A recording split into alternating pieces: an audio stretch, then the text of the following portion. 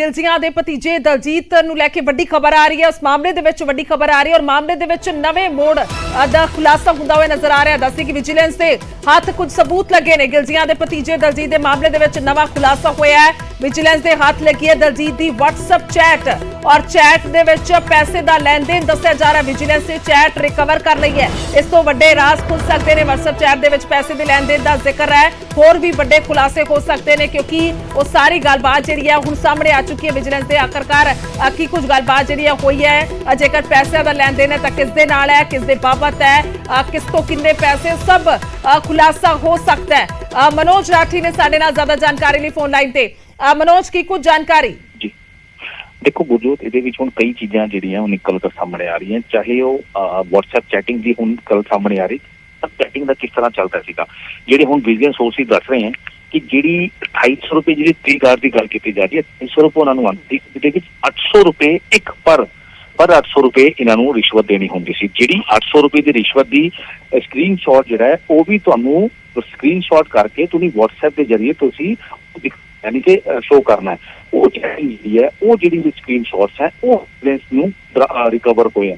बहुत वड्डी है, बहुत चैटिंग्स ने, बहुत स्क्रीनशॉट्स ने, ਲੱਖਾਂ ਕਰੋੜਾਂ ਦੀ ਗੱਲ ਹੋਈ ਹੈ ਉਹਦੇ ਚ। ਤਾਂ ਕਈ ਹੁਣ ਕਹਿ ਸਕਦੇ ਹਾਂ ਕਿ ਪ੍ਰੂਫ ਜਿਹੜੇ ਹੈ ਵਿਜੀਲੈਂਸ ਨੂੰ ਮਿਲੇ ਹੈ ਤੇ ਦਲਜੀਤ ਗਿਲਜੀਆਂ ਦੀ ਜਿਹੜੀ ਮੁਸ਼ਕਿਲਾਂ ਹੈ ਉਹ ਲਗਾਤਾਰ ਵੱਧਦੀਆਂ ਜਾ ਰਹੀ। ਜਿਹੜੀ ਸਾਡੇ ਕੋਲ ਜਿਹੜੀ ਐਕਸਕਲੂਸਿਵ ਜਾਣਕਾਰੀ ਹੈ ਹੁਣ ਇਹਨੂੰ 2 ਵਜੇ 1:30 ਵਜੇ ਕਰੀਬ ਪੇਸ਼ ਕੀਤਾ ਜਾਏਗਾ ਤੇ ਉਹਦੇ ਵਿੱਚ ਸਾਰੇ ਪ੍ਰੂਫ ਲਾ ਕੇ ਵਿਜੀਲੈਂਸ ਜਿਹੜੀ ਹੈ ਉਹ ਪੇਸ਼ ਕਰੇਗੀ ਤੇ ਇਹਦਾ ਰਿਮਾਂਡ ਜਿਹੜਾ ਹੈ ਉਹ ਲਿੱਤਾ ਜਾਏਗਾ। ਜੀ ਸੋ ਮਨੋਜ, ਕਹਿ ਸਕਦੇ ਹਾਂ ਕਿ ਸਾਰੇ ਪ੍ਰੂਫ ਜਿਹੜੇ ਨੇ ਕਿਤੇ ਨਾ ਕਿਤੇ ਵਿਜੀਲੈਂਸ ਦੇ ਹੱਥ ਲੱਗਦੇ ਹੋਏ ਨਜ਼ਰ ਆ ਰਹੇ ਨੇ ਔਰ ਇਸ ਦੇ ਵਿੱਚ ਸਿੱਧੇ ਤੌਰ ਤੇ ਮੁਸ਼ਕਿਲਾਂ ਦੇ ਵਿੱਚ ਵਾਧਾ ਹੁੰਦਾ ਹੋਇਆ ਨਜ਼ਰ ਆ ਰਿਹਾ। ਇਸ ਤੋਂ ਇਲਾਵਾ ਹੋਰ ਕੋਈ ਜਾਣਕਾਰੀ ਹੈ ਮਨੋਜ?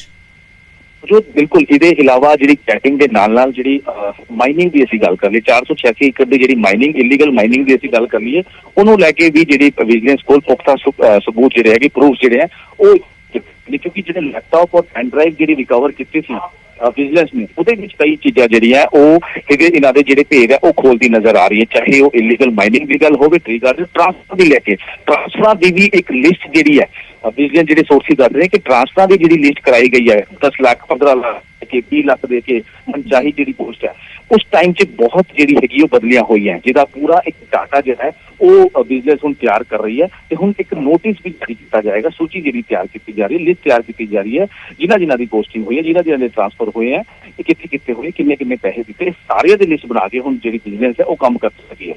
यानी कि कह सकते हैं कि बहुत बुरी तरह दे नाल कह सकते हैं कि घिरदे हुए नजर आ रहे हैं इस वेले दिलजीत गिलजियां दा जिक्र करिए मनोज, क्योंकि जेकर माइनिंग दा तुसीं जिक्र कर रहे हो, ट्रांसफर्स होईयां ने और इस डिपार्टमेंट दे विच रहिंदे हुए जिस तरह दे नाल रिश्वत नूं लैके स्क्रीनशॉट तक हाथ लग चुके ने, तां कह सकते हैं कि बहुत अगे वास्ते मुश्किलां वध सकदियां ने और सिर्फ इन्हां दियां नहीं बल्कि संगत सिंह गिलजियां होरां दी खुद दियां भी।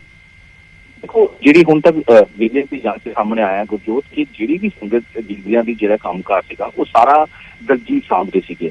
ਚਾਹੇ ਉਹ ਤਰ੍ਹਾਂ ਦੀ ਗੱਲ ਹੋਵੇ, ਚਾਹੇ ਉਹ ਟ੍ਰੀਗਾਰ ਦੀ ਗੱਲ ਹੋਵੇ, ਚਾਹੇ ਉਹ 486 ਏਕੜ ਦੀ ਇਲੀਗਲ ਮਾਈਨਿੰਗ ਦੀ ਗੱਲ ਹੋਵੇ, ਚਾਹੇ ਉਹ ਜੰਗਲਾਤ ਵਿਭਾਗ ਦੀ ਗੱਲ ਹੋਵੇ, ਇਹਦੇ ਦੀ ਸਾਰਾ ਜਿੰਨਾ ਵੀ ਕੰਮ ਸੀਗਾ ਰਿਸ਼ਵਤ ਦਾ ਲੈ ਕੇ, ਕਮਿਸ਼ਨ ਦਾ ਲੈ ਕੇ, ਇਹ ਸਾਰਾ ਦਲਜੀਤ ਦੇਖਦੇ ਸੀਗੇ। ਤੇ ਕੋਠੀ 'ਚ ਕਿੱਥੇ ਹੁੰਦਾ ਸੀਗਾ? ਸੈਕਟਰ 37 ਦੀ ਕੋਠੀ ਕਮਿਸ਼ਨ ਦਾ ਖੇਡ ਹੁੰਦਾ ਸੀਗਾ। ਸਾਰੀ ਮੀਟਿੰਗ ਉੱਥੇ ਹੁੰਦੀ ਸੀ ਕਿ ਜਿਹੜੀ ਹੁਣ ਤੱਕ ਦੀ ਜਾਣਕਾਰੀ ਸਾਨੂੰ ਮਿਲੀ ਹੈ, ਲੈਪਟਾਪ ਤੇ ਪੈਨ ਡਰਾਈਵ ਤੇ ਹੋਰ ਡਾਕੂਮੈਂਟ ਜਿਹੜੇ ਰਿਕਵਰ ਕੀਤੇ ਉਹਦੇ ਵਿੱਚ ਕਹਿ ਸਕਦੇ ਕਿ ਬੜੀ ਮੁਸ਼ਕਿਲਾਂ 'ਚ रहेगा वो हुण दिलजीत गिलजियां आगे आने वाले समय च फस सकते हैं। जी ठीक है मनोज, धन्यवाद है तमाम जानकारी दे लई, शुक्रिया। तां मुश्किलां वध सकदियां ने दिलजीत गिलजियां दी तां और नालों नाल मंत्री दी भी कह सकते हैं क्योंकि जिस तरह दे नाल वड्डे खुलासे हुंदे होए नजर आ रहे ने, चैट हाथ लगी है और प्रूफ जिहड़े ने उस दे विच सीधे तौर ते ने और स्क्रीनशॉट्स तक पए ने कि आखिरकार रिश्वत कदों किस बाबत लाई गई है और होर भी कई मामले इस दे विच होर दसे जा रहे ने तां होर कई सबूत हाथ लग सकते हैं।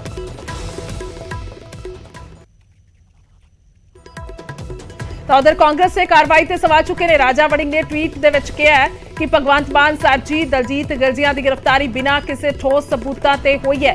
विजिलेंस के मनमाने ढंग वाली कार्रवाई नूं रोकण दी लोड़ है, किसी दा रिश्तेदार होना कोई जुर्म नहीं है।